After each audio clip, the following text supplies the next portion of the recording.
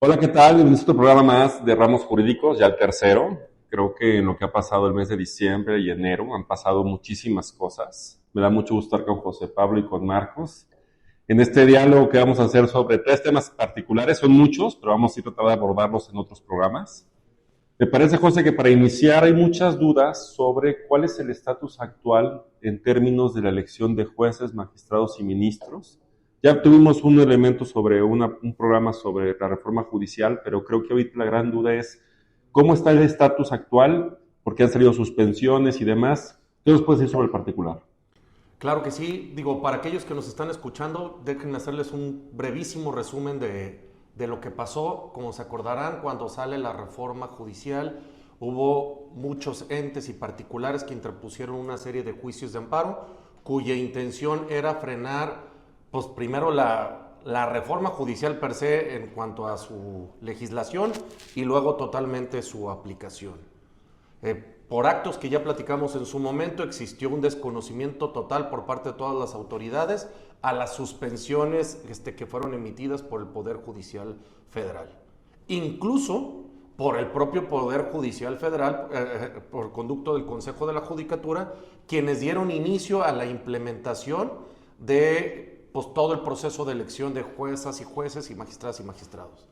Tan es así que cada uno de los tres poderes, ahora sí ya entrando en materia, tenía la obligación de crear un comité de evaluación. Y este comité de evaluación crearon una serie de reglas para que se pudieran registrar los que quisieran ser candidatas o candidatos y a partir de ahí continuar con el proceso.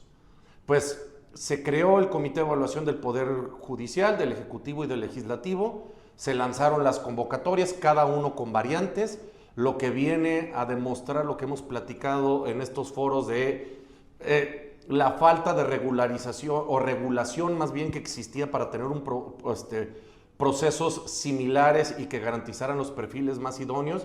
Cada poder hizo lo que quiso. Entonces crearon sus propios comités de evaluación con sus propias reglas. Se creó la inscripción en cada uno de ellos. En el Poder Ejecutivo actualmente ya se llevó a cabo el proceso de entrevistas de los que estaban sujetos a, más bien quienes se inscribieron en su proceso. En el Legislativo actualmente están en el proceso de llevar a cabo las supuestas entrevistas para determinar los perfiles más idóneos. Y el tema que ahorita nos debe de ocupar es lo que sucedió en el Poder Judicial. Un desastre. Básicamente, y lo que llama la atención es que el Poder Judicial de pronto, después de un desconocimiento total a las propias suspensiones, decide acatar una suspensión de un juez federal, en donde le da el requerimiento para el cumplimiento. Y dice, bueno, pues entonces como hay una suspensión, nosotros, comité de evaluación, ya no continuamos con el trámite de elección. Todos se quedaron pasmados porque de la nada salió este intento de cumplimiento y el día de ayer la Sala Superior del Tribunal Electoral determinó que iban a dejar de lado la decisión del Poder Judicial, en este caso por conducto de su comité de evaluación, y entonces los candidatos tendrían que ser nombrados por una tómbola, ya sin análisis de su idoneidad o de si cumplían o no con los requisitos. Simplemente los que se inscribieron por tómbola iban a ser los candidatos del Poder Judicial. Ante esta decisión, ayer en la noche, todos los miembros del Comité de Evaluación del Poder Judicial decidieron unánimemente renunciar. Nomás para que quede claro, porque el programa se está transmitiendo, esto fue el 27 de enero. Estamos grabando el día 28, esto sucedió el 27, es decir, ayer renunciaron todos los del Comité del Poder Judicial, todos se van a una tómbola. Y 1 de enero se presume que va a ser la tómbola en el Senado, al parecer, ¿no? Puede variar la... Básicamente la tómbola hace las funciones del comité. Hace las funciones del comité. Entonces, para darles la conclusión última pueden observar que nuestras predicciones de lo indebido que iba a ser este proceso se están materializando porque pues este es el vivo reflejo de que pueden llegar los perfiles no idóneos a asumir los cargos de jueces y magistrados, porque pues ahora ya estamos cayendo literalmente en un sorteo de aquellos que van a estar en la planilla y no sabemos ni siquiera si reúnen los requisitos, si tienen el perfil, o sea, la experiencia, etcétera. Entonces, pues aquellos que nos están escuchando, ese es posiblemente el perfil de quienes nos van a ser nuestras futuras juzgadoras y juzgadores. Marco, rápido, ¿qué te parece esta posición? No, a ver, lamentable, incluso escuchando a José Pablo, en un hecho inédito, la Sala Superior resolvió una acción privada este tema, ¿no? Extralimitándose en sus facultades, porque legisló auténticamente, ¿no? Le dotó al Senado de una competencia para que directamente, y eso no está en ningún ordenamiento jurídico, para que se contradijera o fuese en contra de lo que la Constitución establece, que se tiene que evaluar y seleccionar, sino que directamente estaban, es más, en ese caso fue benéfico, paradójicamente, para quienes presentaron su aspiración al Poder Judicial, porque no pasaron por un proceso de evaluación. Terrible, ha sido desasiado. Yo creo que ahorita lo decía José Pablo, ya lo habíamos advertido en meses anteriores, que esta falta de precisión de lo que debe regir a los comités evaluadores, que han hecho lo que han querido con facultades discrecionales, pues de alguna manera están evidenciando lo que va a ser esta reforma en la práctica, ¿no? Y todavía viene el tema de la jornada electoral, que se avisó que también va a ser un complejo, un desastre, ¿no? Así es. De hecho, aquí en Ramos Jurídicos estamos viendo para que el día de la sesión, más o menos en junio, tengamos aquí algunos invitados del Tribunal Electoral para que nos platiquen un poco cómo se dio este desaseo, ojalá no sea tan alto. Un poco, cambiando un poco el tema, de lo que es septiembre el día de hoy, ha habido prácticamente 14 reformas constitucionales. Es decir, de una constitución que se toca un poco a se toca mucho. José, ¿tú cómo ves este tema de tanto cambio constitucional? ¿Qué te suena? ¿Qué te preocupa? ¿Se te hace? ¿Cómo interpretas esto? Bueno, esta es la materialización indirecta o ya casi directa de lo que se ha hablado de la implementación de una dictadura. ¿Por qué? Porque vía reforma constitucional están limitando el análisis de la legalidad o inconstitucionalidad per se, porque ya también lo platicamos en el primer Ramos Jurídicos, estas distinciones, y entonces lo que está haciendo ahorita el Poder Ejecutivo con el control que tiene del Poder Legislativo, pues es controlar todos los ámbitos de la administración del país. Entonces, para evitarse discusiones, para evitarse cualquier tipo de señalamiento, incluso de los pocos que quedan del Poder Judicial que se animan a confrontarlo, lo están haciendo en un ámbito constitucional para generar este control y estas riendas del país, básicamente creando una constitución a su medida. De esas reformas, me parece que hay dos que tomar en cuenta. La primera es la que llamamos simplificación administrativa y la segunda, la materia de prisión preventiva oficiosa. Marcos, de simplificación administrativa, ¿qué te suena? ¿Qué pasó? ¿Cómo está?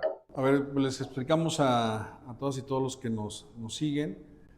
A ver, desde el 5 de febrero del año pasado, ya va a ser un año que el entonces presidente Andrés Manuel López Obrador presentó un paquete de reformas, de iniciativas en ese momento de reformas, y una de las más llamativas era precisamente esta llamada simplificación orgánica o administrativa, que básicamente se traduce en eliminar los órganos constitucionales autónomos y los organismos reguladores. ¿Y eso qué significa? Que organismos como el INAI, ¿no? El Consejo Regulador de Energía, el IFT, la COFESE, que fueron diseñados en su momento para garantizar primero pues, objetividad en las decisiones, en el otorgamiento de concesiones, de licencias, de permisos, pero también sobre todo en el caso del INAI, particularmente que los derechos de transparencia, acceso a la información y protección de datos no estuviesen en manos del gobierno, sino un ente que pudiera efectivamente darle vigencia efectiva a esos derechos. Entonces, pongo un ejemplo, la CRE, que se encargaba precisamente de garantizar que el Estado no otorgara, ¿no?, de manera indebida permisos o que de alguna manera estableciera tarifas indebidas en temas de hidrocarburos, pues ahora regresa nuevamente a la administración pública, donde puede discrecionalmente, libremente ejercer un control. El tema, por ejemplo, de la COFESE, que casi no se habla mucho de ese tema, pues es un ente que garantizaba las prácticas monopólicas del Estado y que ahora, pues desafortunadamente, con un criterio meramente de que el Estado va a garantizar y velar por los intereses ciudadanos, pues confiemos en que no va a haber ese tipo de decisiones que puedan afectar, ojo, no solamente a empresas, sino también a la propia ciudadanía. Me parece que es una de las reformas que a la luz de la reforma judicial poco se han comentado, pero también es catastrófica, porque viene a alterar la división de poderes que ya de alguna manera, para bien o para mal, desde hace 20 años se había establecido. Los órganos constitucionales autónomos lo que tienen, a ver, su función principal es precisamente de alguna manera que el Poder Ejecutivo particularmente no concentre tantas funciones ni tantas facultades y que no generen afectaciones en los derechos ni en los intereses de los particulares, de los ciudadanos, en fin.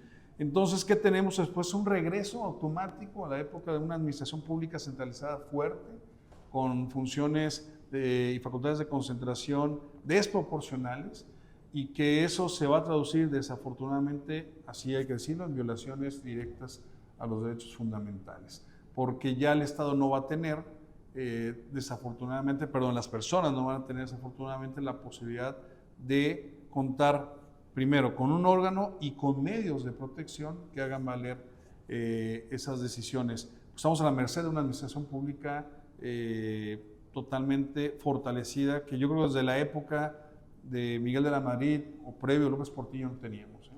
¿Cómo ves esta justificación, José, de que estos cambios responden a un esquema de austeridad, que es muy costoso tener órganos autónomos, un poder judicial fuerte, que hay que mejor transitar a un esquema que sea, podemos decir, más barato? ¿Te suena el argumento? ¿Te suena la idea? Bueno, es que la idea era, en teoría, lograr una desburocratización, tratando de simplificar, concentrando de nueva cuenta las funciones. Pero si tomamos en cuenta lo que dice Marcos, esta sobrecentralización y concentración de funciones va a generar dos efectos que en mi opinión son trascendentales. Una, efectivamente, una violación total a derechos humanos, porque vamos a quedar en manos de una centralización dictatorial. Y la segunda, para mí, se va a lograr el efecto opuesto. Cuando tú a una secretaría que ya estaba acostumbrada a no tener ciertas funciones, la vuelves a reasumir con ciertas funciones, lo único que va a detonar es una sobreburocratización para lograr que las cosas que ya estaban destinadas en otras instituciones, organismos, se vuelvan a centralizar. Entonces, todo se va a volver más complicado o de a dedazo. Y aquí estamos hablando de dos temas. Uno es en cuanto a la vulneración de derechos humanos y otra cosa es el costo. Y viene otra reforma constitucional muy importante, que es el tema de prisión preventiva oficiosa, que me parece da cuenta de esto. Porque por un lado, aun y cuando existen tratados internacionales, ya platicamos un poquito rápido, Marcos, de esto, pues la prisión preventiva oficiosa como tal se ha considerado siempre 100% inconvencional, inconstitucional, porque atenta contra la presunción de inocencia. Y lo que hicieron en diciembre, el 31 de diciembre, fue hacer una reforma constitucional donde se añadió como catálogo de delito el realizar actividades con falsos comprobantes fiscales. Eso va dirigido propiamente a generar un esquema de riesgo para las factureras y demás, aunque hay que decir, no está claro que es un falso comprobante fiscal, sino tendrá que definirse posteriormente, pero esta es la tendencia de explicar que vamos a seguir incorporando catálogo de delitos en prisión preventiva oficiosa. México sigue funcionando como un país que se funge como restricciones, no de derechos, y crear a partir de esa restricción un temor hacia la gente, ¿no? Tendremos que ver después cómo se regula el tema de los comprobantes fiscales, cómo se va a ver en código fiscal, cómo se va a interpretar. Pero aquí lo interesante para cerrar es, ¿qué piensas, Marcos, del tema de la prisión preventiva oficiosa y de esta reforma en particular? Breve. A ver, rapidísimamente, como lo mencionabas, es una reforma que atenta y contraviene una resolución de la Corte Interamericana. Somos el único país en el mundo que regula a nivel constitucional prisión preventiva oficiosa, porque, a ver, existe la prisión preventiva y es natural, pero que sea oficiosa por una serie de catálogos de delitos contraviene lo dicho por la Corte Interamericana. Y es paradójico porque, por un lado, ya se sabía que efectivamente con esa reforma se iba a ir en contra de lo dicho por la Corte Interamericana, pero paradójicamente se está haciendo una opinión consultiva, ¿no? El Estado mexicano con otro tema. Es decir, por un lado, pues sí utilizamos el sistema interamericano, pero por otro lado hacemos una reforma que es contraria totalmente a los derechos. Entonces, me parece que ya estamos, como decía José, en una situación de que el Estado, totalmente la estructura del Estado, las reformas constitucionales se están implementando en beneficio de un interés, una ideología, aun cuando se vulnere la Convención Americana y otros tratados internacionales. Quiero además hablar con este punto, además, José, lo que querías comentar, pero en temas fiscales, pues cada vez se ha ido erradicando, siendo más agresiva las funciones de las autoridades, y se fueron a la más alta de todas. Es decir, ya después de esto, pues, ¿qué más sigue? ¿No te parece que si no les funciona este riesgo, pues ahora qué van a acudir para que la gente pague impuestos? Digo, esto naturalmente es la materialización de un terrorismo fiscal para lograr que efectivamente exista un pago. Yo lo que te quería preguntar, Juan Carlos, para que todos los que nos escuchan, es que si les puedes explicar en qué consiste per se la prisión preventiva oficiosa para los que no conocen este término. Básicamente la prisión hay dos tipos de prisión preventiva. Una es justificada, que el juez a partir de las constancias de los autos advierte el tema de peligrosidad del sujeto y ordena, bajo una discrecionalidad, determinar la prisión. Y la otra es lo que dice Marcos, que solamente porque hay un catálogo de delitos establecidos en la Constitución, el simple hecho de que una persona sea imputada, señalada por la comisión de esa conducta, tendrá que llevar el proceso en la cárcel. Entonces, con que la autoridad considere que hay una actividad con falsos comprobantes fiscales que no sabemos todavía qué implica el falso comprobante, eso en sí mismo ya llevará a que la persona, independientemente del conflicto fiscal, tenga que estar llevando su proceso penal en la cárcel. Por eso digo que estamos en el máximo rango de terrorismo. Y si no le sale, pues ¿a qué más van a acudir? ¿Saben? O sea, ya no hay más. Yo creo que se fueron al extremo. Y eso lo que va a generar es que la gente pues, se va a asustar, pero si no saben operar el sistema, que el problema de México es cómo se opera, no de la tanta ley, sino cómo se opera, pues va a haber un tema de que la gente va a perderle más miedo y va a generar más conductas, ¿no? Pues bueno, no sé si hay algo que queramos cerrar, un punto extra adicional. Yo creo que el siguiente tenemos muchísimos temas que hablar, tenemos para febrero muchísimos temas. Todo esto que platicamos ahorita en esta mesa, hay materiales en nuestra página, en nuestras redes, pueden consultar, tenemos notas informativas, cápsulas, diálogos. Se creó el programa de Castillos en el Aire, donde los pasantes y asociados y colaboradores participan directamente en sus temas. Y bueno, pues no me queda más que despedirnos y nos vemos en el siguiente programa, esperemos en febrero. Un saludo. Gracias.